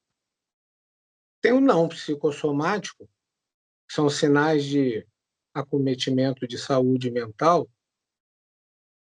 que assim, a gente não tem um exame de sangue, um exame de cérebro para fazer e para dizer, ó, viu, aqui o exame está mostrando que você está deprimido, o exame está mostrando que você está com burnout, por exemplo, ou com Alzheimer. Eu volto no que eu tinha falado antes, que é nas consequências, no que está acontecendo, quando esse comportamento, esse estado de humor afeta outras pessoas e trabalho. Tá muita gente falando de trabalho, né? Afeta o trabalho, afeta a família, afeta os relacionamentos. Isso é um sinal ruim de que a minha ansiedade está tanta que está prejudicando minhas relações interhumanas. A minha depressão está tanta que está prejudicando o meu trabalho, eu perdi minha produtividade, caiu minha produtividade, né? E hoje nós estamos debaixo da égide do DSM-5-TR, que é um guia lá americano. No 4, ainda não falavam disso, mas desde que os 5 chegou, já falam que a pessoa pode ter essa percepção de consciência de que o meu trabalho está sendo afetado, minha família está sendo afetada. Ou eu percebo, ou alguém chega, como no caso lá da professora, que a moça chegou e falou com ela, olha, está afetando a sua vida em comunidade, sociedade, etc. Então, isso é um sinal importante de que a saúde mental está afetada, está alterada, porque a minha vida, a sua, a nossa vida de relacionamento, produtividade, trabalho, né, está sendo afetada. Por quê? Porque normalmente, na falta de o exame a gente chama de marcador biológico. Não tem marcador biológico? Todo mundo tem o direito de ficar um pouco ansioso, desde que eu não brigue com a minha mulher. Todo mundo tem o direito de ficar um pouco deprimido, desde que não prejudique meu trabalho. Então, todo mundo tem o direito de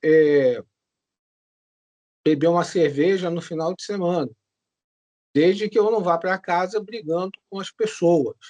Então, quando o meu comportamento está afetando já outros elementos fora de mim, deve ser visto como um sinal de disfunção emocional mental, cognitiva, emocional, etc. Eu vou passar para o segundo ponto, depois quiser, pode voltar a falar sobre esse primeiro ponto. Você perguntou de uma ligação entre a condição mental e a condição inflamatória, imunológica, a condição imunológica. O cérebro tem uma ligação, uma glândula, que se chama glândula suprarrenal. E essa glândula suprarrenal, ela produz uma substância, um hormônio que se chama cortisol. Esse cortisol, ele abaixa a imunidade. E aí, o organismo tem mecanismo de regulação. Por uma desregulação, começa a produzir muito cortisol, começa a baixar muito a imunidade e começa, então, a pipocar, a aparecer umas coisinhas, umas doencinhas, que é por conta dessa... como é que tem aí a frase, está com a imunidade afetada, está com baixa imunidade, não é isso? Baixa imunidade. A imunidade está baixa imunidade, é por excesso de cortisol. Vou parar por aqui. Mais alguma? Ok, professor. Oi, Karine? oi, tô aqui. Eu tô vendo aqui que o pessoal mandou algumas perguntas aqui no chat, né? E aí o Gustavo, ele fala assim, professoras, como podemos educar as novas gerações para reconhecerem suas limitações e desenvolverem uma autoestima saudável diante das pressões irreais das redes sociais? Esse vai acho que para a Lori, para a Cláudia, a Zilda acho que caiu aqui com a gente, mas pode ser para a Lori. Vou começar, Gláucia. Eu acho que alguns pontos eles já estão acontecendo, sabe? Essa nova legislação aí da proibição dos celulares nas escolas, que não está agradando nem um pouco a meninada, né? Ela já vai trazer um pouco disso, porque ela vai dar ênfase ao social, né? A gente vai conseguir voltar a falar uns com os outros, não só pelo meio virtual, né? Porque os meninos vão ter que parar, vão ter que fazer alguma coisa, já que eles não vão poder pegar no celular em sala de aula, né? E no recreio, achei muito interessante ter proibido, inclusive, nos intervalos, né? Que aí os meninos agora vão falar entre si, né? Mas, assim, práticas esportivas, locais que eles estejam em comunidade, comunitários, quem é religioso, os grupos de jovens, eles estarem em atividades, em aulas, em coisas, em locais onde eles possam se expressar com outras pessoas que estão em volta, eles nos ajudam a passar por esse processo. Como sempre, não vai ser uma ação em si, né? E a gente também conseguir fazer com que eles entendam a diferença entre o que é real e o que é imaginário. Eles passam muito tempo, sim, em cima da tela e eles precisam passar algum tempo na tela. A gente tem que usar a tela a nosso favor. Meu filho aprende demais com a internet, muito mais do que eu. Ele tem um conhecimento muito mais amplo do que eu tinha na idade dele, porque ele tem a internet para apresentar para ele tudo isso. Então a gente tem que aprender a usar ao nosso favor. O que a gente não pode permitir é que eles fiquem o tempo inteiro em cima da tela e aí eles fiquem sem o lado social a ser colocado. Por outro lado, a gente tem que enxergar também que muitas vezes o que a tela traz é o conteúdo superficial, ela não traz o conteúdo aprofundado. E aí eles sabem de muitas coisas muito pouco, né? Quando eles não sabem a fake news. Então, a gente precisa ensinar para eles quais são os sites corretos que eles devem acessar, que tenham realmente um conteúdo real. A gente deve estimulá-los a aprofundar o conhecimento naquele assunto, e não só ter um conhecimento básico sobre tudo, mas tem muita coisa que às vezes é ele que traz para mim. Outro dia ele olhou para mim e disse assim, mãe, eu estou estudando e eu estou estudando com ruído verde, eu acho. Não lembro quais dos ruídos, ele falou. Eu digo, ruído verde, filho, o que é ruído verde? Ele, você não sabe o que é ruído verde? Você já ouviu ruído marrom? E eu ainda não tinha conhecimento. Eu digo, eu ouvi falar tão superficialmente, mas eu não ouvi o ruído. Eu ouvi as pessoas falarem que estimulava o cérebro e tal, mas eu não tinha ouvido. Aí ele, pois vem ouvir para tu ver como. Eu digo, tá funcionando para você? Você está conseguindo se concentrar com esse som atrás? Porque eu achei estranho isso, né? Eu digo, você está conseguindo se concentrar com esse som por trás? Segundo ele estava. Mas no final das contas, eu não sei se é porque ele saiu de férias, mas não tá utilizando, né? Mas no final do ano, achei interessante que foi ele que trouxe para mim. Então, tem coisas interessantes que a gente acha na internet que podem ser usadas a nosso favor. Eles podem aprender a matéria da escola através da internet, né? O material audiovisual, ele é muito interessante, ele estimula tanto a visão quanto a audição. Então, eu poder estudar com audiovisual é muito legal. Então, tem coisas interessantes e tem coisas que não são. Para que ele entenda que as pessoas são reais, ele tem que ver as pessoas, ele tem que ir à praia e enxergar que as pessoas têm celulite, que têm barriga, que são gordas, que são magras, que são diferentes, que cada um é um ser diferente do outro, né? Que aquele corpo slim que está lá nas telas e que as pessoas mostram no Instagram, ele não é de todas as pessoas, que tem gente com a orelha de abano, que tem gente com a orelha pequena, que tem gente com a orelha grande. E ele tem que entender que isso tudo é o normal. A gente é humano e o humano não é perfeito. O humano ele é cheio de imperfeições, né? Se ele fosse perfeito, a gente nem envelhecia, né? Nossas células estão aí morrendo o tempo inteiro. Então, a gente tem que entender e fazer com que eles entendam isso, que existe uma diferença, entre o que há na tela e o que é a vida real. E que ele pode, sim, usufruir bem daquela tela. Ele pode usufruir de forma positiva. Né? Tem amigos que eu não via durante anos que eu reencontrei no Instagram e que hoje eu tenho contato. Mas foi a rede social que me fez voltar a ter contato com essas pessoas. Né? Senão eram pessoas que moram fora do país e que talvez eu jamais ia poder reencontrar. E foi a rede social que me fez com que eu pudesse voltar a essas amizades que para mim são importantes. Nem tudo que está no meio virtual é ruim. Ela foi um amparo gigantesco durante o tempo de pandemia. Foi através dela que eu conseguia falar com a minha mãe, com o meu padrasto, com o meu filho, porque eu trabalho dentro de hospital e eu era um vetor de transmissão. Se não fosse ela, eu tinha passado meses sem contato com as pessoas que eu amo. Então, na verdade, assim, a possibilidade que ela dá de crescimento também é muito grande. A gente só tem que conseguir limitar e regular o uso para que ele possa ser positivo e produtivo, que a gente cresça com ele, não que a gente se perca dentro dele. Quer completar, Glaucia?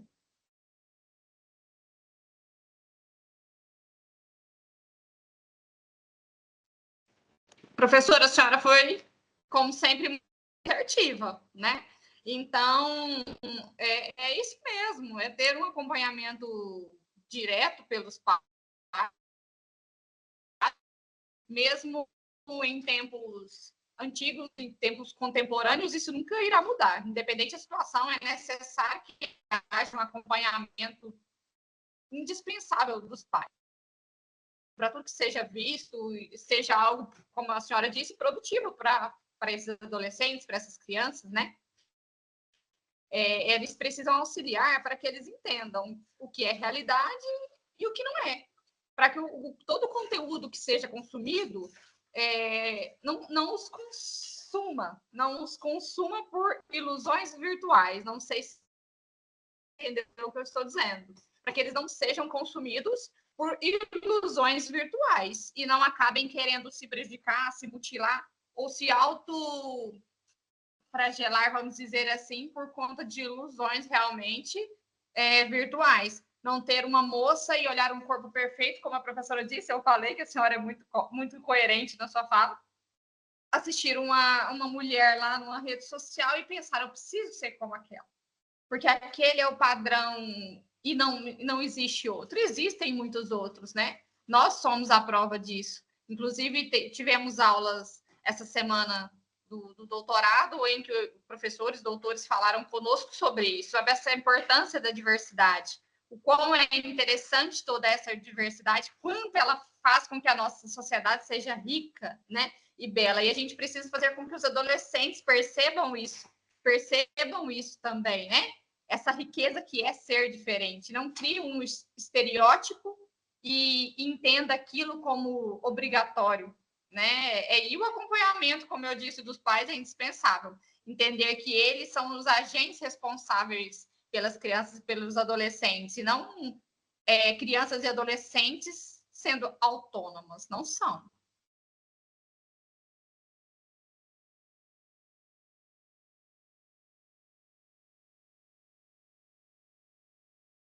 Eu quase fiz igual o doutor, aliás, Hélio. Ronaldo, alguém fala alguma coisa? Por favor. Karine, é tua vez, Karine. Oi, gente, eu tô aqui de acordo com o que o professor Ronaldo tá nos passando aqui. Eu vi que tem uma última pergunta aqui, né, para a gente estar encerrando aqui a nossa mesa, que é para o doutor Hélio, da Maria Lucineide. Está aqui no chat a pergunta. Como os fatores genéticos, neuroquímicos e ambientais influenciam os transtornos de ansiedade?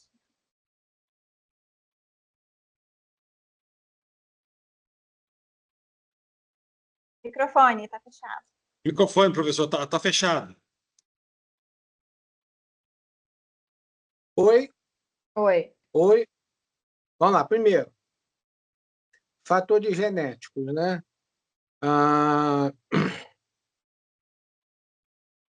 As pessoas que têm parentes com antecedentes ansiosos têm mais propensão a ter ansiedade. Assim, de cabeça, eu vou confessar que eu não sei os números, 45,7%. Isso eu não sei os números, né? Mas as pessoas como autismo, esquizofrenia, ansiedade, os transtornos. Aí é aquilo que eu falei, né? Todo mundo tem direito a ter um pouquinho de ansiedade, desde que essa ansiedade não prejudique a minha vida ou a vida dos outros. Eu não venha ter uma úlcera de estômago, não venha brigar com a minha mulher. Aí, se eu tiver níveis de ansiedade muito altos, eu vou entrar nos transtornos de ansiedade. Medo de sair na rua, transtorno do ataque de pânico, aí eu já vou, né? Não consigo sair na rua, então está prejudicando a minha vida. Então tem os fatores genéticos. Tem uma coisa que se chama epigenética. A genética não pode ser modificada, mas a epigenética pode ser modificada. Desde que a informação sai do DNA e vai trabalhar, o DNA não pode ser modificado, mas o processo de transformação nisso, na química, que é importante que vai ser, esse processo é modificado. Essa chama-se a epigenética. Aí falou de fatores ambientais. Então, tem a genética e tem os fatores ambientais. Fatores ambientais, focando no corpo, né? Radiação. Radiação pode até modificar mesmo a própria genética. Mas radiação, as pessoas que moram em lugares que que recebem mais radiação solar, de acordo com essa história do buraco de ozônio, da chegada de raios ultravioleta, radiação ionizante, né? Radiação. Mora aí no Rio de Janeiro, pega mais sol. Mas não é só no Rio de Janeiro, porque pega mais sol, não é isso? Altitudes altas também pegam muito sol, desde que não tenha muita nuvem, né? Então, radiação ionizante, modifica a genética e a epigenética. Fatores ambientais. Aí, nos fatores ambientais, vai entrar comida.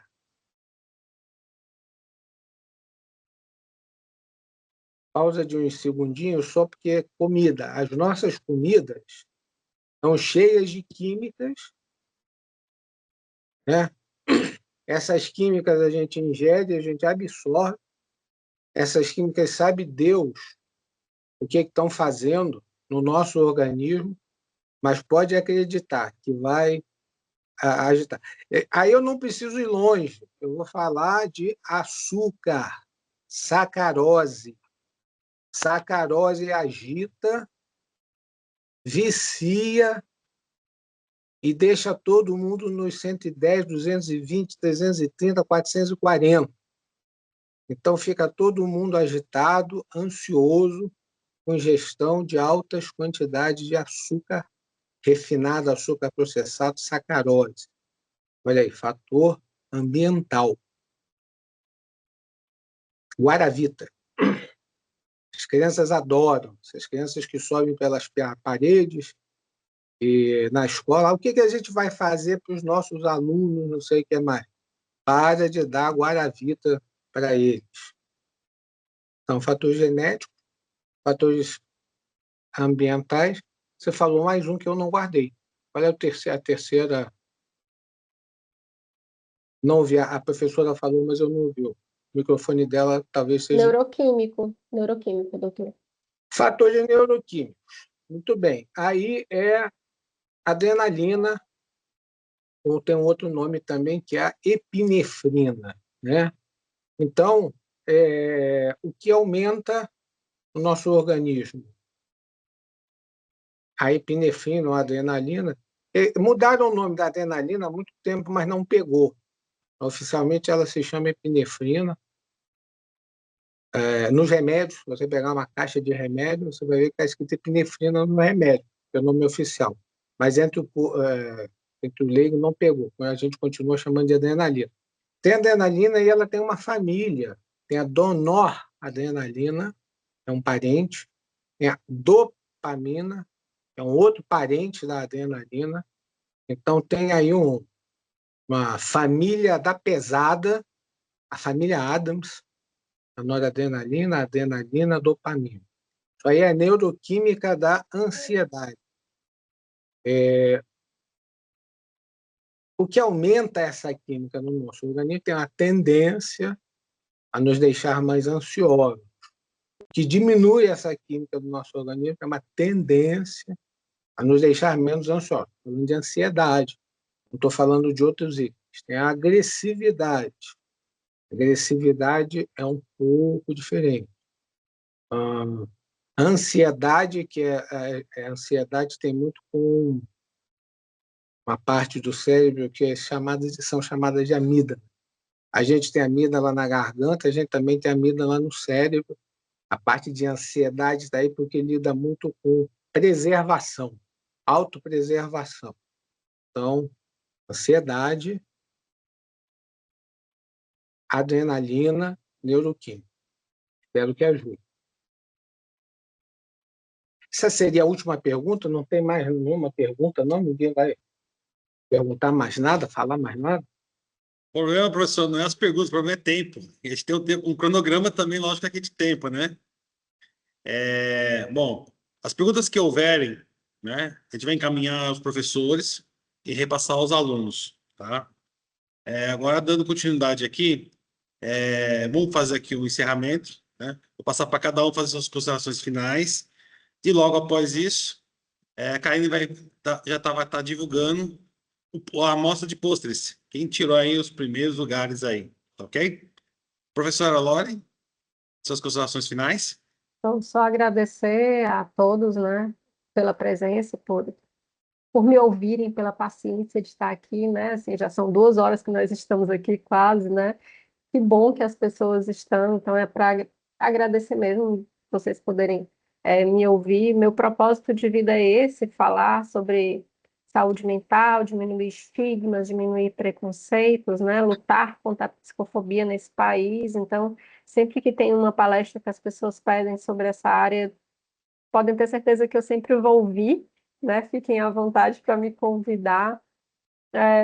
O pessoal que está assistindo, quiser conhecer um pouco mais sobre mim, vai lá no Instagram, Psilori Soares, né? Acompanha lá, que aí vocês encontram um pouquinho mais sobre mim, ou no Da Amarelo, que é a empresa que eu trabalho, né? Também tem muito material sobre saúde mental. Agora no Janeiro Branco, no Da Amarelo, vocês podem baixar aí um e-book sobre o Janeiro Branco e um planner que eu montei, né, para que as pessoas que querem organizar suas metas para o ano de 2025 possam pensar um pouco no ano que passou, pensar um pouco nesse ano vindouro.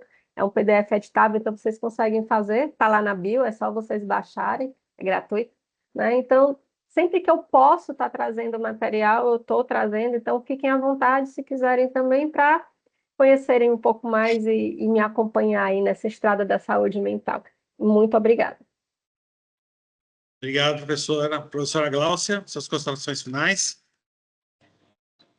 Sim, eu agradeço estar aqui, né, e participar junto com o doutor Hélio, a Zilda, a professora Lore. Foi extremamente interessante, né, participar com vocês e principalmente ouvir tudo que a senhora disse. Foi enriquecedor, gostei muito, muito. É um tema, como eu disse, que me atrai, né? Que atrai a minha atenção. E seu desenvolvimento foi muito relevante. Muito obrigada, viu, Ricardo, pelo convite. Ricardo Debonis, o CEO do IEP, pelo convite. E obrigada também, Ronaldo, pela intermediação e educação de sempre. Foi um prazer estar aqui com vocês. Obrigado, Gláucia. Doutor Hélio, sua vez. Então, também agradecer a oportunidade. Sinto-me honrado de estar junto de pessoas tão brilhantes, tão bonitas. Né? Ronaldo também, um cara bonito. Aí eu vou tentar encerrar, né? Vou fazer coro à professora Lore no seguinte. O tema é assim, o que nós não estamos sabendo, né? Saúde mental, o que nós não estamos sabendo? A professora Lore chamou bem a atenção que, às vezes, a gente não consegue ter uma autopercepção quanto à história dela. Aí veio a moça e falou uma coisa que ela não estava sabendo. Está estranho, está esquisito, né? É a gente se abrir mesmo, porque a gente não está sabendo, não está vendo, mas os outros estão sabendo, estão vendo. Acho que a sociedade de hoje está meio narcisista, e é só eu em primeiro lugar, eu em segundo lugar e eu em terceiro lugar também. Então, vamos ouvir o outro. O que eu não estou sabendo? O que eu estou fazendo que eu não estou sabendo? Eu não estou me vendo, mas o outro está me vendo. Então, vem, se abra, não se fecha, não cria barreira. Não, primeiro eu, dane-se os outros. Né? Tem coisas que eu não estou sabendo, mas o outro está sabendo. Obrigado. Obrigado, professor. Bom, venho aqui do Instituto, do seminário, agradecer a cada um de vocês, palestrantes, pelo tempo que teve aqui. Realmente, professor Lore, ficamos quase 2 horas cravados, né? Cumprimos a nossa função. O tema é muito relevante, não dá para falar em 2 horas, mas eu acho que ajudou muito nossos alunos, nossos acadêmicos. Esclareceu. Eu tenho que aqui agradecer a cada um de vocês. Venho agora encerrar o nosso evento, convidando vocês aqui para estar prestigiando aqui nossos alunos que vão saber agora que ganharam aqui a amostra de pôster, e passo para a Karina para dar encerramento ao evento. Muito obrigado a todos.